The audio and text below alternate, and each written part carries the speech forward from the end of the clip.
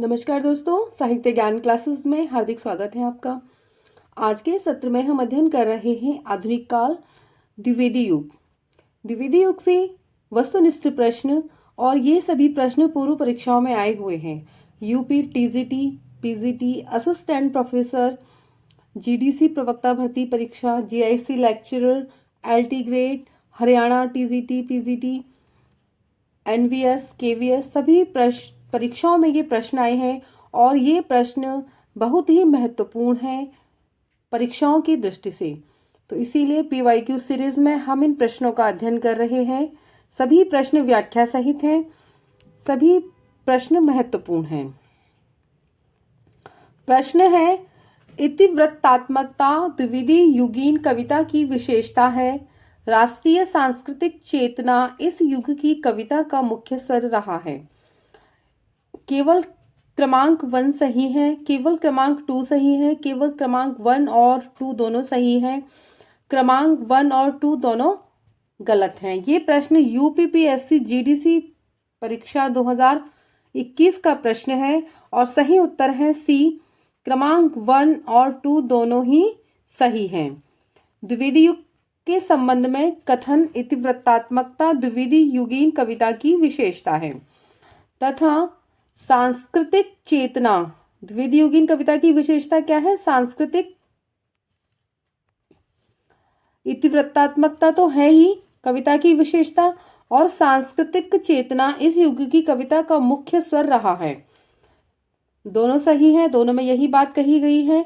आचार्य महावीर प्रसाद द्विवेदी के प्रसिद्धि के आधार पर द्विवेदी युग नाम पड़ा है। किसके? अगर प्रश्न ये भी बनता है कि द्विवेदी युग किस साहित्यकार के नाम पर पड़ा है, तो इसमें बहुत सारे नाम दिए जाएंगे, तो इसमें आएगा महावीर प्रसाद द्विवेदी का युग पर ही इस युग का नामकरण किया गया है। इस युग की प्रमुख विशेषताएं कौन कौन सी हैं? देशभक्ति, अंधविश्वासों तथा रूढ़ियों का विरोध किया है, वर्णन प्रधान कविताएं हैं, मानव प्रेम, प्रकृति चित्रण, खड़ी बोली का परिनिष्ठित रूप। साकेत में राम का चरित्र काव्य की द्वितीय श्रेणी के चरित्रों में परिगणित होने योग्य ही बन सका है। प्रस्तुत कथन किसका है? आचार्य रामचंद्र शुक्ल, गुलाब राय, नंद दुलारे वाजपेयी, राम कुमार वर्मा। और ये प्रश्न यूकेपीएससी लेक्चर 2020 का प्रश्न है और सही उत्तर है सी, नंद दुलारे वाजपेयी। साकेत में राम का चरित्र काव्य की द्वितीय श्रेणी के चरित्रों में परिगणित होने योग्य ही बन सका है। ये कथन नंद दुलारे वाजपेयी जी का है। मैथिली शरण गुप्त की रचना है साकेत, जिसका समय है 1931 ईस्वी। तो जो साकेत रचना है वो किसकी रचना है? मैथिली शरण गुप्त की, और समय है 1931 ईस्वी और राम कथा पर ही आधारित है ये रचना। राम को यहाँ आधुनिक मानव के रूप में प्रस्तुत किया गया है। इस ग्रंथ में उर्मिला प्रधान चरित्र है। उसका नायक लक्ष्मण से वियोग एवं वियोग में उसकी अधीरता और साथ साथ धैर्य प्रमुख वर्णन है इस रचना में। साकेत शब्द मूलतः पाली भाषा का शब्द है जिसका अर्थ होता है अयोध्या। ये प्रश्न भी आया है कई बार परीक्षाओं में कि साकेत का अर्थ क्या है, तो साकेत का अर्थ अयोध्या होता है और इस रचना में 12 सर्ग हैं। किसमें? साकेत रचना में। मैथिली शरण गुप्त को साकेत लिखने की प्रेरणा सन 1908 ईस्वी में सरस्वती पत्रिका में महावीर प्रसाद द्विवेदी द्वारा छंदम नाम भुजंग भूषण भट्टाचार्य से लिखे कवियों की उर्मिला विषयक उदासीनता शीर्षक लेख से मिली। इसमें भुजंग भूषण भट्टाचार्य ने एक लेख लिखा था सरस्वती पत्रिका में, कवियों की उर्मिला विषयक उदासीनता, यानी राम के बारे में बहुत से कवियों ने लिखा, सीता के बारे में लिखा, सभी के बारे में लिखा है, लक्ष्मण के बारे में लिखा, पर कभी किसी कवि का ध्यान उर्मिला की तरफ नहीं गया। वह भी तो विरह में परेशान थी, दुखी थी। तो उर्मिला की विरह का वर्णन मैथिली शरण गुप्त ने साकेत रचना में किया है और यह इन्हें प्रेरणा मिली भुजंग भूषण भट्टाचार्य के लिखे लेख से। तो उन्होंने साकेत रचना लिखी। छोटे से लेख को उन्होंने बड़ा विस्तार दिया है। डॉक्टर नगेंद्र ने साकेत को जनवादी काव्य कहा है। तो प्रश्न आता है कि साकेत को जनवादी काव्य किसने कहा है? डॉक्टर नगेंद्र ने। आचार्य रामचंद्र शुक्ल ने मैथिली शरण गुप्त को सामंजस्यवादी कवि कहा है। अगला प्रश्न है, अयोध्या सिंह उपाध्याय हरिऔध की कृति प्रिय प्रवास में राधा का परंपरा से एक भिन्न रूप भी वह है। कौन सा है? विरहिणी नायिका का, प्रेयसी का, समाज सेविका का, ग्रामीण बाला का। तो अयोध्या सिंह उपाध्याय हरिऔध की रचना है प्रिय प्रवास। इसमें राधा का रूप समाज सेविका के रूप में चित्रित किया गया है। और ये प्रश्न यूकेपीएससी लेक्चरर 2020 का प्रश्न है। देखते हैं प्रिय प्रवास के बारे में। प्रिय प्रवास में राधा का एक परंपरा से भिन्न रूप भी है, वह एक समाज सेविका का है। हरिऔध ने 3 प्रबंध काव्य लिखे हैं जो निम्न है। कितने लिखे हैं? 3। कौन कौन से? प्रिय प्रवास जिसका समय है सन 1914 ईस्वी, पारिजात 1937 और तीसरा है वैदेही वनवास जिसका है 1940 ईस्वी समय है। तो प्रिय प्रवास किसकी रचना है? हरिऔध जी की, और जिसका समय है 1914। प्रिय प्रवास को खड़ी बोली हिंदी का प्रथम महाकाव्य माना जाता है। प्रिय प्रवास का सर्वप्रथम नाम ब्रजांगना विलाप था। यह संपूर्ण काव्य संस्कृत के वर्ण वृत्तों पर आधारित है। हरिऔध द्वारा ब्रजभाषा में रचित रस कलश 1931 ईस्वी एक रीति ग्रंथ है। डॉक्टर गणपति चंद्र गुप्त ने हरिऔध को आधुनिक काल का सूरदास कहा है। कथन है ये, गणपति चंद्र गुप्त ने हरिऔध को आधुनिक काल का सूरदास कहा है। अगला प्रश्न है, निम्नलिखित में से मैथिली शरण गुप्त का वह खंडकाव्य मैथिली शरण गुप्त का खंडकाव्य नहीं है। कौन सा है? पंचवटी, सिद्धराज, नहुस, पथिक। और ये प्रश्न यूकेएसएससी एलटी 2020 का प्रश्न है और सही उत्तर है डी, पथिक। जो पथिक रचना है वह मैथिली शरण गुप्त का खंडकाव्य नहीं है। पथिक खंडकाव्य की रचना 1920 ईस्वी में रामनरेश त्रिपाठी के द्वारा, ये रचना है रामनरेश त्रिपाठी की, उन्होंने की है। अन्य सभी विकल्प पंचवटी, सिद्धराज तथा नहुष मैथिली शरण गुप्त द्वारा रचित खंडकाव्य हैं। जो पथिक खंडकाव्य है इसकी समय है 1920 और रचनाकार हैं रामनरेश त्रिपाठी। और मैथिली शरण गुप्त ने क्या क्या लिखा है? सिद्धराज, पंचवटी, सिद्धराज तथा नहुस मैथिली शरण गुप्त के रचित खंडकाव्य है। मैथिली शरण गुप्त ने बांग्ला कवि माइकल मधुसूदन दत्त की रचनाओं का मधुप उपनाम से अनुवाद किया है। गुप्त जी ने मार्क्स की पुत्री जैनी पर जयनी नामक काव्य लिखा है। जयद्रथ वध, भारत भारती, द्वापर, काबा और करबला मैथिली शरण गुप्त के अन्य प्रमुख खंडकाव्य हैं। खड़ी बोली का पहला महाकाव्य माना जाता है प्रिय प्रवास को यशोधरा, साकेत, विष्णुप्रिया। ये प्रश्न यूकेएसएससी एलटी 2020 का प्रश्न है और खड़ी बोली का प्रथम महाकाव्य माना जाता है प्रिय प्रवास। जो प्रिय प्रवास रचना है अयोध्या सिंह उपाध्याय हरिऔध की रचना है प्रिय प्रवास, और इसको खड़ी बोली का प्रथम महाकाव्य माना जाता है। अयोध्या सिंह उपाध्याय हरिऔध का जन्म अप्रैल 1865 ईस्वी में आजमगढ़ उत्तर प्रदेश में हुआ था। प्रिय प्रवास इसका समय 1914 ईस्वी है। वैदेही वनवास 1941, चुभते चौबदे 1924 ईस्वी, चौखे चौबदे 1932 ईस्वी आदि इनकी रचनाएं हैं। इनकी प्रमुख अन्य रचनाएं कौन कौन सी हैं? साकेत महाकाव्य है ये, यशोधरा ये भी महाकाव्य है। साकेत इन्होंने इसमें उर्मिला को वो बनाया है प्रधान।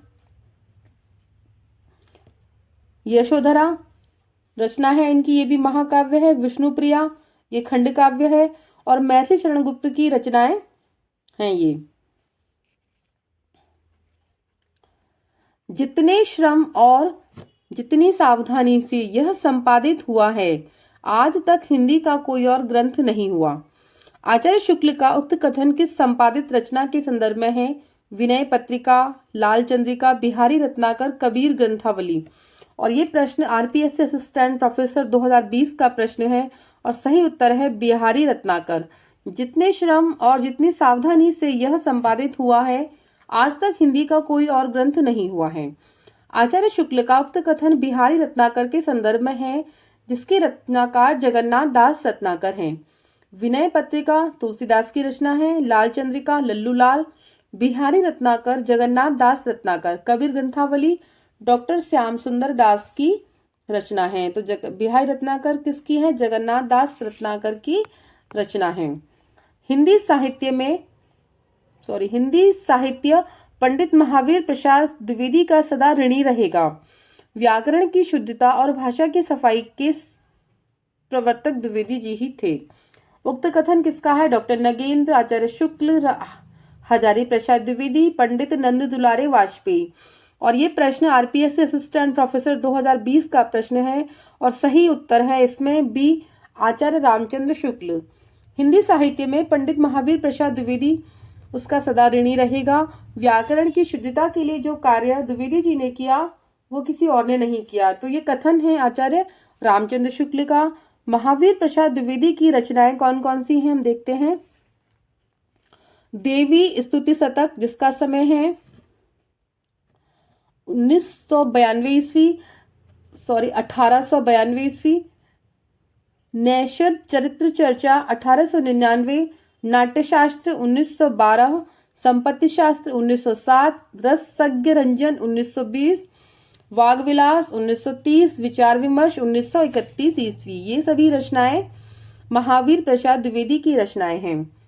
श्याम नारायण पांडे के व्यक्तित्व और कृतित्व से संबंधित कौन सा कथन असंगत है? ये प्रश्न आरपीएससी असिस्टेंट प्रोफेसर 2020 का प्रश्न है। तो महाराणा प्रताप और अकबर के मध्य हुए ऐतिहासिक युद्ध पर आधारित हल्दी घाटी एक खंड काव्य है। जौहर राजस्थान के इतिहास के लोमहर्षक आत्म बलिदान पर आधारित महाकाव्य है। उन्होंने आधुनिक युग में वीर काव्य की परंपरा को खड़ी बोली में प्रतिष्ठित किया। उनके संस्कार द्विविधि युगीन दृष्टिकोण, उपयोगितावादी और भाव विस्तार मर्यादावादी हैं। सही उत्तर है इसमें डी कि उनके संस्कार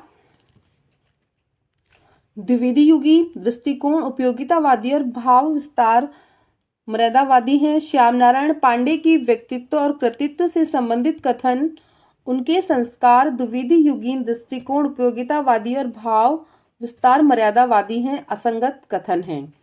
महाराणा प्रताप और अकबर के मध्य हुए ऐतिहासिक युद्ध पर आधारित हल्दी घाटी एक खंड काव्य है।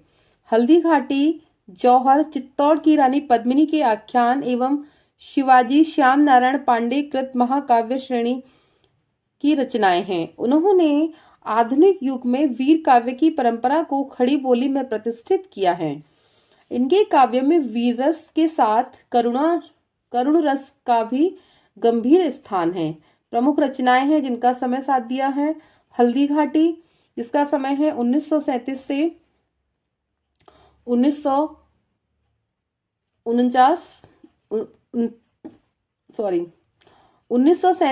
1939। जौहर 1945 ईस्वी। तुमुल 1948। रूपांतर 1948। आरती 1946। जय हनुमान 1956 ईस्वी। कौन सी प्रवृत्ति द्विविधि युगीन काव्य धारा में लक्षित नहीं होती है? प्रबंध मुक्तक, प्रगीति प्रभृति सभी काव्य रूपों का प्रचलन, हास्य व्यंग्यपूर्ण कविता की प्रचुरता, काव्य भाषा के रूप में खड़ी बोली का अधिकाधिक प्रयोग, आदर्शवादिता और नैतिकता पर बल। और ये प्रश्न आरपीएससी असिस्टेंट प्रोफेसर 2020 का प्रश्न है और सही उत्तर है इसमें भी हास्य व्यंग्यपूर्ण कविता की प्रचुरता। तो द्विविधि युग में हास्य व्यंग्यपूर्ण कविता की प्रचुरता नहीं थी। हास्य व्यंग्यपूर्ण कविता की प्रचुरता द्विविधि युग काव्यधारा में लक्षित नहीं होती है। द्विविधि युगीन कवियों ने ब्रजभाषा छोड़कर खड़ी बोली को अपनाया। एक और खड़ी बोली व्याकरण सम्मत परिष्कृत एवं संस्कारित रूप ग्रहण कर रही थी। दूसरी ओर कविता में लोक जीवन और प्रकृति के साथ ही राष्ट्रीय भावना की समर्थ अभिव्यक्त हो रही थी। इस समय के प्रबंध काव्य में कवियों ने पौराणिक एवं ऐतिहासिक कथानक को आधार बनाया है। द्विविधि युगीन काव्यधारा की जो विशेषताएं वो कौन कौन सी हैं? प्रबंध, मुक्तक, प्रगीत सभी काव्य रूपों का प्रचलन, काव्य भाषा के रूप में खड़ी बोली का परिनिष्ठित रूप, अंधविश्वासों तथा रूढ़ियों का विरोध, आदर्शवादिता तथा नैतिकता पर बल, मानव प्रेम व प्रकृति चित्रण। मैथिली शरण गुप्त के कृतित्व के विषय में कौन सा कथन सही नहीं है? नहीं पे भी ध्यान देना है कि नहीं है पूछा है। ये प्रश्न आरपीएससी असिस्टेंट प्रोफेसर 2020 का प्रश्न है और सही उत्तर है इसमें सी कि भारत भारती में आद्यांत भारत का गौरव गान वर्णित है। व्याख्या देखते हैं प्रश्न की कि भारत भारती में आद्यंत भारत का गौरवगान वर्णित है। मैथिली शरण गुप्त के कृतित्व के विषय में यह कथन सही नहीं है।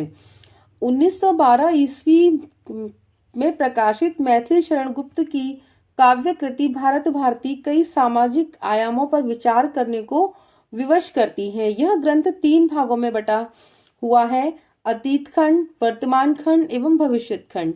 अतीत खंड भारतवर्ष के इतिहास पर गर्व करने को पूर्णतः विवश करता है, यानी भारतवर्ष की जो पुरानी प्राचीन सभ्यता है उस सभ्यता का उसमें वर्णन किया गया है। दूसरी ओर वर्तमान खंड है। वर्तमान खंड में दारिद्र्य, नैतिक पतन, अव्यवस्था और आपसी भेदभाव से जूझते उस समय के देश की दुर्दशा को दर्शाते हुए सामाजिक नूतनता की मांग रखी गई है। भविष्यत खंड समस्या समाधान के निराकरण और लोगों से उसके लिए आह्वान करने के प्रयास से संबंधित है। मैथिली शरण गुप्त ने द्विवेदी जी के लेख से प्रेरणा लेकर उर्मिला उत्ताप रचना प्रारंभ की, जिसके 4 सर्ग सन 1920 के पहले ही रचे जा चुके थे, किंतु बाद में गुप्त जी ने अपनी रचना संपूर्ण रामकथा का रूप देने का विचार किया और इसे साकेत के नाम से प्रकाशित कराया। मैथिली शरण गुप्त द्वारा सन 1925 में रचित पंचवटी नामक खंड काव्य का कथानक राम साहित्य के चिर परिचित प्रसंग सूर्पणखा प्रसंग पर आधारित है। कभी कभी प्रश्न बनता है कि पंचवटी का समय क्या है, तो 1925 है, और इसका प्रसंग क्या है, तो सूर्पणखा प्रसंग पर आधारित है ये काव्य। पंचवटी खंड काव्य की रचना किस कवि प्रश्न है, पंचवटी खंड काव्य की रचना किस कवि द्वारा की गई? मैथिली शरण गुप्त, भवानी प्रसाद मिश्र, नागार्जुन, जयशंकर प्रसाद। और ये प्रश्न डीएसएसबी टीजीटी फीमेल परीक्षा 2021 का प्रश्न है और सही उत्तर है मैथिली शरण गुप्त। पंचवटी रचना मैथिली शरण गुप्त की रचना है और इसका जो समय है वो सन 1925 है और किस प्रकार की रचना है? खंड काव्य है।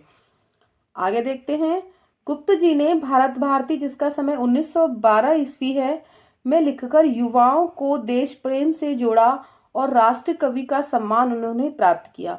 तो कभी कभी प्रश्न बनता है कि मैथिली शरण गुप्त को किस रचना पर राष्ट्र कवि की उपाधि प्रदान की गई, तो वो रचना है इनकी भारत भारती। साकेत महाकाव्य, जिसका समय है 1931 ईस्वी में लिखा, जिस पर इन्हें मंगला प्रसाद पारितोषिक सम्मान प्राप्त हुआ है। गुप्त जी ने आचार्य महावीर प्रसाद द्विवेदी को अपना साहित्यिक गुरु माना है। करते तुलसीदास भी कैसे मानसनाथ, महावीर का यदि उन्हें मिलता नहीं प्रसाद। तो ये पंक्तियां हैं। इनकी प्रमुख कृतियां हैं जय द्रतवध, भारत भारती, पंचवटी, झंकार, साकेत, यशोधरा, जय भारत, द्वापर आदि। ये सभी रचनाएं मैथिली शरण गुप्त की रचनाएं हैं। वे धर्म में विशिष्टा द्वैतवादी, विचारों में गांधीवादी और साहित्य में अविधावादी हैं। यह कथन मैथिली शरण गुप्त के विषय में किसने कहा है? ये प्रश्न आया है यूपीपीएससी जीआईसी 2021 का प्रश्न है और सही उत्तर है सी, डॉक्टर बच्चन सिंह। डॉक्टर बच्चन सिंह ने कहा है मैथिली शरण गुप्त के विषय में उनके लिए वे धर्म में विशिष्टाद्वैतवादी हैं, विचारों में वे गांधीवादी और साहित्य में अविधावादी हैं। यह कथन मैथिली शरण गुप्त के विषय में डॉक्टर बच्चन सिंह ने कहा है। मैथिली शरण गुप्त को हिंदी साहित्य जगत में दद्दा नाम से संबोधित किया जाता था। उनकी कृति भारत भारती 1912 ईस्वी के बाद महात्मा गांधी ने उन्हें राष्ट्रकवि की उपाधि प्रदान की। मैथिली शरण गुप्त ने 12 वर्ष की अवस्था में ब्रजभाषा में कनकलता नाम से कविता रचना प्रारंभ किया। कृषक क्रंदन इनमें से किसकी काव्यकृति है? राम नरेश त्रिपाठी, राम कुमार वर्मा, गया प्रसाद शुक्ल स्नेही, मैथिली शरण गुप्त। और यह प्रश्न यूपीपीएससी जीआईसी 2021 का प्रश्न है और सही उत्तर है गया प्रसाद शुक्ल स्नेही।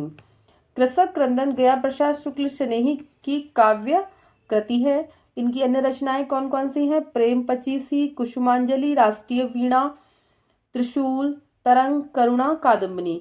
राम नरेश त्रिपाठी की काव्य कृतियां हैं मिलन,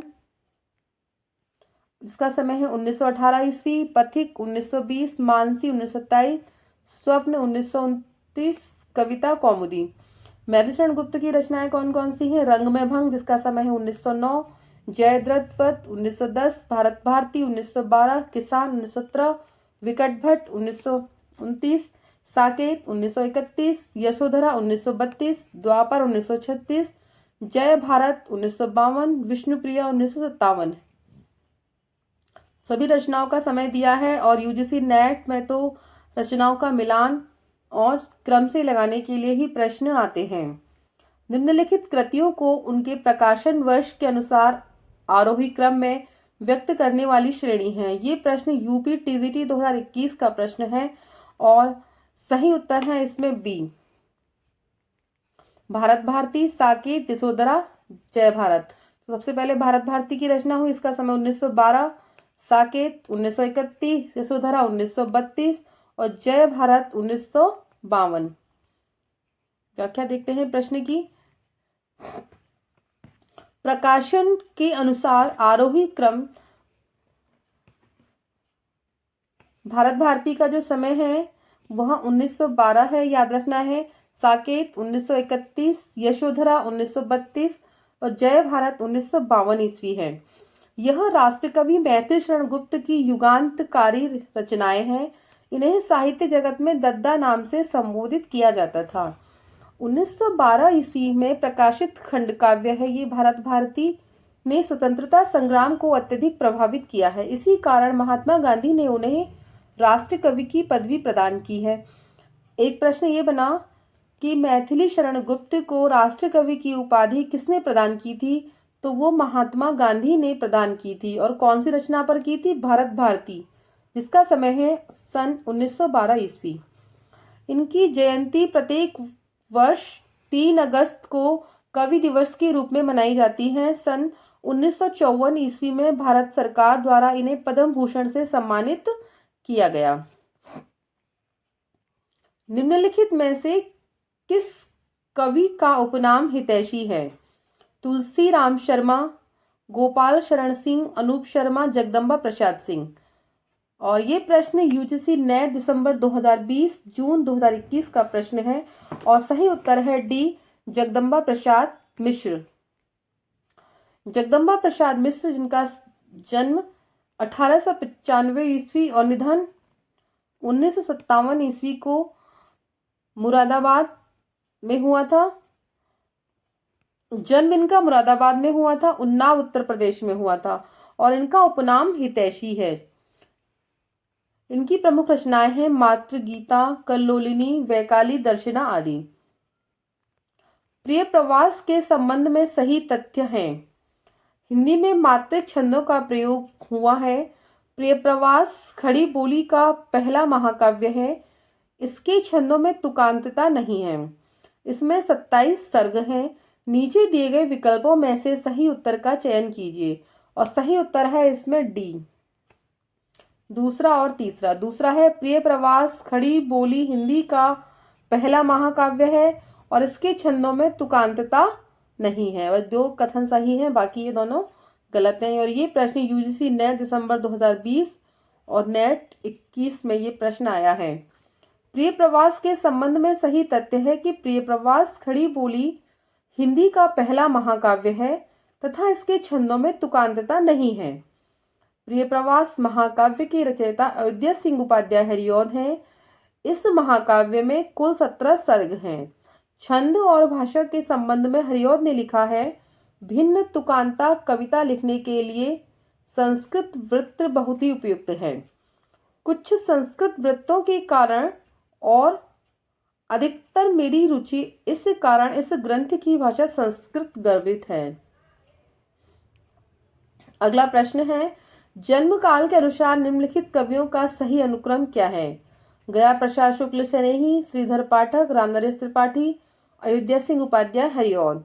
और ये प्रश्न यूजीसी नेट दिसंबर 2020-2021 में ये प्रश्न आया है और सही क्रम ये है श्रीधर पाठक 1858, अयोध्या सिंह उपाध्याय हरिऔध 1865, गया प्रसाद शुक्ल सनेही 1883, रामनरेश त्रिपाठी 1889।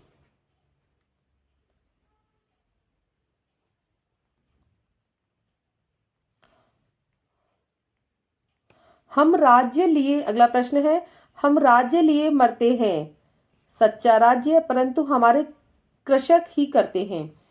इस प्रसंग में उर्मिला का कौन सा विचार सही नहीं है? सामंती समाज में स्त्रियां मर्यादा के नाम पर घर की चारदीवारी में कैद होती हैं। किसान स्त्रियां अपने पतियों के साथ स्वतंत्रता पूर्वक विचरण करती हैं। किसान राज समाज से अधिक सुखी हैं। राज्य सुख भाग्यशाली लोगों को प्राप्त होता है। और सही उत्तर है इसमें डी। और ये प्रश्न यूजीसी नेट दिसंबर 2020 और 2021 का प्रश्न है और सही उत्तर है डी। हम राज्य लिए मरते हैं, सच्चा राज्य परंतु हमारे कृषक ही करते हैं। इस प्रसंग में उर्मिला का यह विचार राज्य सुख सौभाग्यशाली लोगों को प्राप्त होता है सही नहीं है। उपयुक्त कथन काव्य पंक्तियां मैथिली शरण गुप्त द्वारा रचित साकेत महाकाव्य के 9वें सर्ग से उद्धृत है। आज रात इससे परदेसी चल कीजिए विश्राम यहीं, जो कुछ वस्तु कुटीर में मेरे ग्रहण संकोच नहीं। प्रस्तुत काव्य पंक्तियों के रचनाकार हैं अंबिका दत्त व्यास, श्रीधर पाठक, रामनरेश त्रिपाठी, अयोध्या सिंह उपाध्याय हरिऔध। ये प्रश्न नेट 2017 में आया है। प्रस्तुत पंक्ति आज रात इससे परदेसी करो या संकोच नहीं, ये प्रश्न का सही उत्तर है बी, श्रीधर पाठक। इसके रचनाकार श्रीधर पाठक हैं। 1886 ईस्वी में रचित पाठक द्वारा गोल्डस्मिथ की रचना हर्मिट का खड़ी बोली हिंदी में अनुवाद एकांतवासी योगी के नाम से उन्होंने किया है। यह पंक्तियां इसी रचना से ली गई हैं। अन्य तीनों नाम अंबिका दत्त व्यास, रामनरेश त्रिपाठी और ये तीनों नाम इसमें असंगत हैं यानी गलत हैं। निम्न में से कौन सी रचना रत्नाकर की नहीं है? उद्धव शतक, तिलक सुंदरी, रत्नाष्टक, समालोचना दर्श। और ये प्रश्न डीएसएसबी टीजीटी फीमेल परीक्षा 2021 का प्रश्न है और सही उत्तर है इसमें बी, सुंदरी तिलक रचना रत्नाकर की रचना नहीं है, यह घनानंद की कविताओं का संकलन है। प्रश्न की व्याख्या देखते हैं। सुंदरी तिलक रत्नाकर जी की रचना नहीं है, ये घनानंद की कविताएं हैं जिसे भारतेंदु हरिश्चंद्र ने संकलित किया है। जगन्नाथ दास रत्नाकर द्विवेदी काल के रचनाकार हैं। इनका जन्म 1866 ईस्वी में हुआ था। गंगावतरण 1927 ईस्वी, उद्धव शतक 1929, हिंडोला 1894 ईस्वी, वीराष्टक आदि इनकी काव्य कृतियां हैं। पथिक किसका काव्य संग्रह है? रामनरेश त्रिपाठी, जगदीश चतुर्वेदी, विद्यानिवास मिश्र, मैथिली शरण गुप्त। और ये प्रश्न डीएसएसबी टीजीटी 2021 का प्रश्न है। सही उत्तर है रामनरेश त्रिपाठी की रचनाएं हैं पथिक, जिसका समय है 1920 ईस्वी। ये रामनरेश त्रिपाठी का है। मिलन 1918 ईस्वी, पथिक 1920 मानसी 1927, स्वप्न 1929 ईस्वी। स्वप्न हेतु इन्हें हिंदुस्तानी अकादमी पुरस्कार प्राप्त हुआ है। अयोध्या सिंह उपाध्याय का ग्रंथ प्रिय प्रवास किस भाषा में लिखा गया है? खड़ी बोली, मगधी, अवधी, संस्कृत। और ये प्रश्न DSSB TGT मेल परीक्षा 2021 का प्रश्न है और सही उत्तर है खड़ी बोली। अयोध्या सिंह उपाध्याय कृत प्रिय प्रवास जो रचना है वो खड़ी बोली में लिखी गई है। हरिऔध कृत प्रबंध काव्य हैं कौन कौन से? प्रिय प्रवास, समय है 1914 ईस्वी और इस रचना में 17 सर्ग हैं। हरिऔध कृत प्रबंध काव्य है, 17 सर्ग हैं और इस रचना का जो कथानक है, मूल कथ्य है, रचना का विषय क्या है? कृष्ण के बचपन से लेकर मथुरा गमन तक का वर्णन किया गया है, मथुरा प्रस्थान तक का। पारिजात 1937 ईस्वी, इस रचना में 15 सर्ग हैं। आध्यात्मिक एवं धार्मिक विषयों का वर्णन है। वैदेही वनवास 1940 ईस्वी और 18 सर्ग हैं। राम के द्वारा सीता के निर्वासन की कथा का वर्णन किया गया है। प्रिय प्रवास को खड़ी बोली का प्रथम महाकाव्य माना जाता है। इसका सर्वप्रथम नाम ब्रजांगना विलाप था। तो आपको ये भी याद रखना है कि नाम क्या था इसका? ब्रजांगना विलाप। हरिऔध को डॉक्टर गणपति चंद्र गुप्त ने आधुनिक काल का सूरदास कहा है। तो आधुनिक काल का सूरदास किसे कहा है? हरिऔध को। किसने? डॉक्टर गणपति चंद्र गुप्त ने। और ये है, ये प्रश्न है ना, विजय ब्रजांगना विलाप किसको कहा, किस रचना का नाम है? तो प्रिय प्रवास। तो ये बहुत महत्वपूर्ण है, कई बार इससे प्रश्न आते हैं परीक्षाओं में। आज के सत्र में इतना ही। अगर आपने मेरे चैनल तक सब्सक्राइब नहीं किया है तो चैनल को सब्सक्राइब कीजिए। अगर क्लास अच्छी लगी है तो लाइक कीजिए, अपने मित्रों को शेयर कीजिए, कमेंट्स कीजिए। Thank you.